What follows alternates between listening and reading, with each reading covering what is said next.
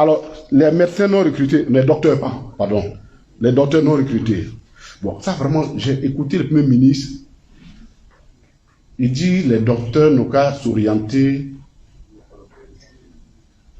ailleurs.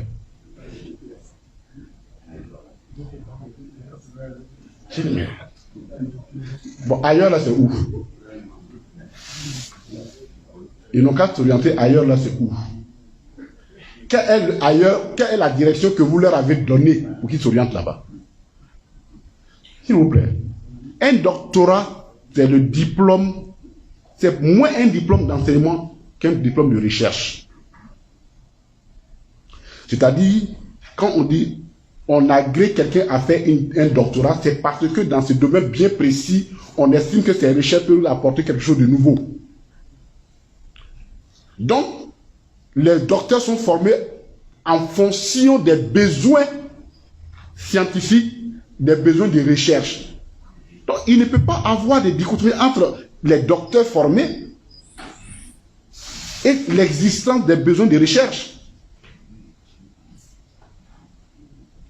Au point où on est bon, c'est devenu comme un BTS, bon, allez vous débrouiller quelque part. Non.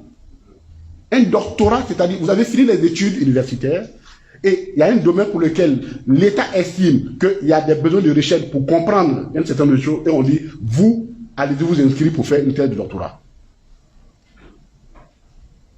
Mais on ne peut pas dire, ils finissent et on leur dit, non, il n'y a pas de place pour vous. Allez vous chercher ailleurs. Nous avons trouvé ce discours condescendant. Il est blessant pour ces personnes-là. Surtout que, contrairement à ce qu'ils disent, les besoins sont énormes. L'on estime à plus de 6 000 le déficit des professeurs à l'université.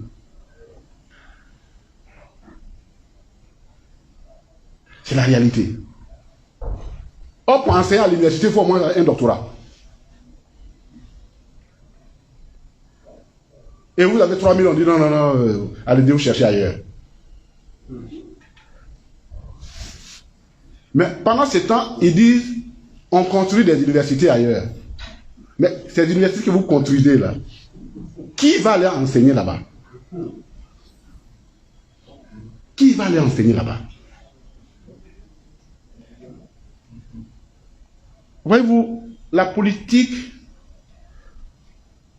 c'est vraiment, on décide d'y aller volontairement parce qu'on veut être au service des autres.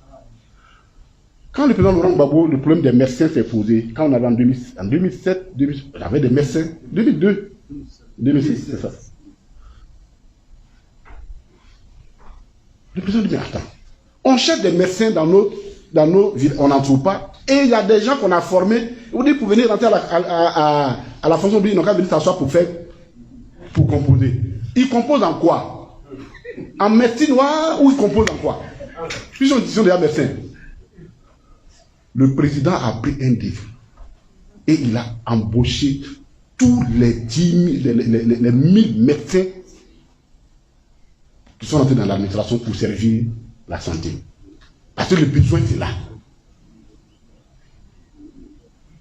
Au niveau africain, des pays comme le Maroc, le Cameroun, la Tunisie, qui ont eu les mêmes problèmes, à un moment donné, le gouvernement a dit on ne peut pas continuer comme ça, il faut qu'on engage tous les. Ils ont pris par un décret pour envoyer tous les docteurs chômeurs pour les intégrer dans l'administration.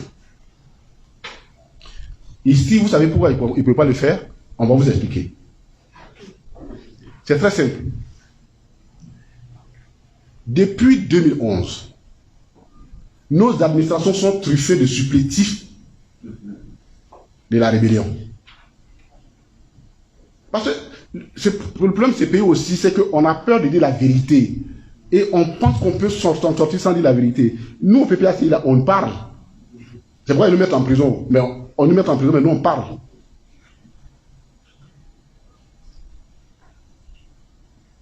Tous les supplétifs de l'administration de la rébellion, qui étaient à Boaké, à Kouroué, ainsi de suite, ouvrent les militaires, on les a pris et on l'a déversé dans l'administration.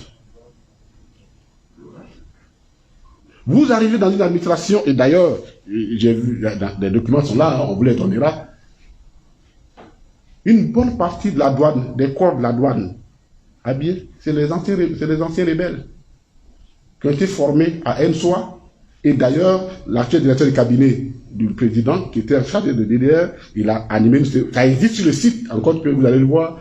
Oui, il remercie le ministère des Finances et le ministère du Budget d'avoir accepté de les prendre.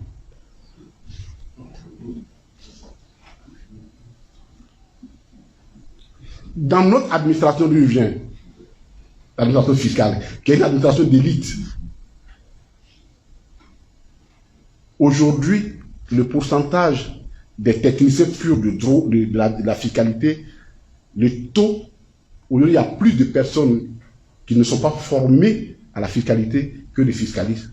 Tous viennent de ce canal-là. Ça existe sur les sites. On a le rapport sur le site de la Direction générale des impôts de 2016. Vous rentrez-vous, c'est même pas de choses, vous rentrez-vous le trouver.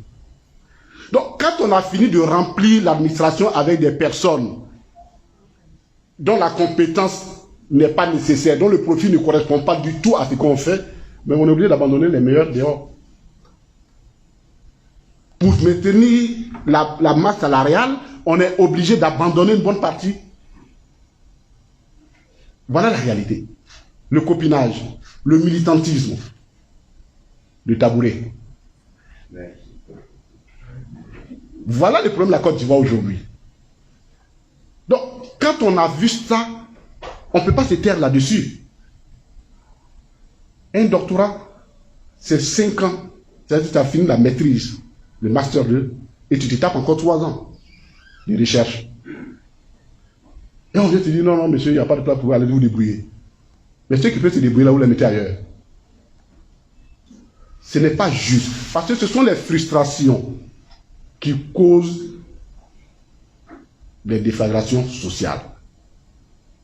Ce n'est pas juste. Nous pensons qu'il est possible de faire une analyse, une étude de l'effectif de la fonction publique, de voir quels sont ceux qui sont utiles ailleurs, et faire une sorte de combinaison de sorte à pouvoir caser ces 3000 qui ne sont pas... au Cameroun, c'était 4000. Ils les ont pris. En Tunisie, c'était 5000. Ils les ont pris au Maroc, un peu partout. C'est pas juste. C'est pas juste.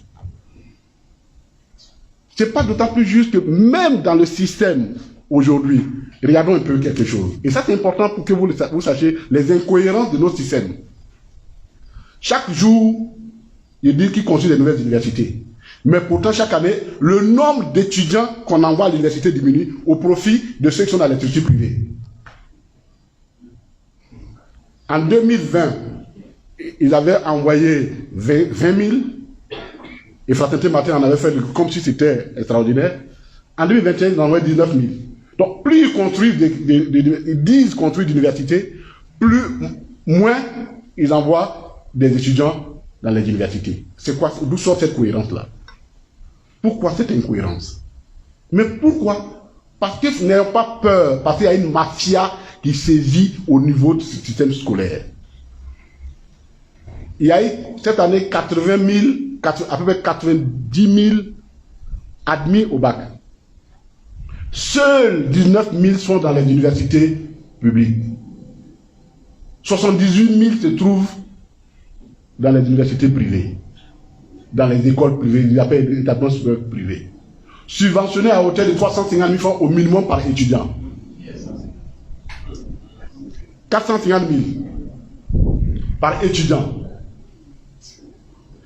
Ça fait en moyenne par an autour de 30 milliards seulement pour une année. Parce que chaque année on paye. C'est quand même suffisant pour construire des universités. On rappelle qu'au Sénégal, le Sénégal a pris une décision d'interdire l'affectation des élèves, des étudiants dans les structures privées. Mais ici, c'est du business. Parce qu'il n'y a aucune raison que des étudiants, plus de 70% des étudiants se retrouvent dans les structures privées et que l'État paye. Ça, c'est du business. Ce n'est pas de l'éducation nationale, ça. Ce n'est pas de la formation. Et mieux, ils déversent cet argent là-bas, il n'y a aucun contrôle n'est fait là-dessus. Combien les salaires, quels sont les enseignants qui enseignent là-bas? quel est le niveau qu'ils ont, combien ils sont payés, personne ne regarde. On donne l'argent là-bas. Mais quand vous donnez l'argent à les deniers publics à une structure privée, vous avez le devoir de contrôler ce qui en est fait. Au moins, prenez ces docteurs-là, envoyez-les dans ces structures privées pour qu'ils enseignent et vous les payez comme des fonctionnaires. Au lieu de les abandonner comme ça, parce que vous payez quand même, c'est quand même 30 milliards par an, par promotion qu'on paye dans ces structures privées. Pourquoi on fait ça? Pourquoi dans ce pays tout se monnaie et qu'il n'y a plus de valeur? Donc pour nous, le gouvernement a demandé aux docteurs de changer de regard, de mentalité. C'est nous qui demandons au gouvernement, nous, de changer de mentalité.